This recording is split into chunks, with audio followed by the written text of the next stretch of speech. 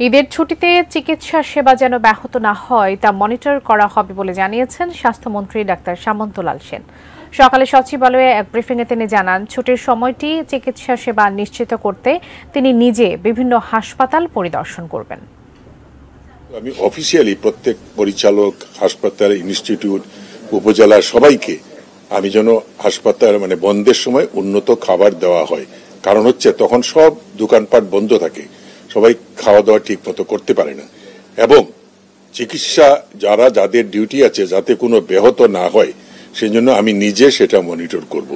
আমি কখন কোথায় কোন হাসপাতালে যাব আমি কাউকে বলবো না, বাট আমি নিজেই এই কয়দিন আমি হাসপাতালগুলো মনিটর করব। শুধু ঢাকায় না, ঢাকার বাইরেও আছে।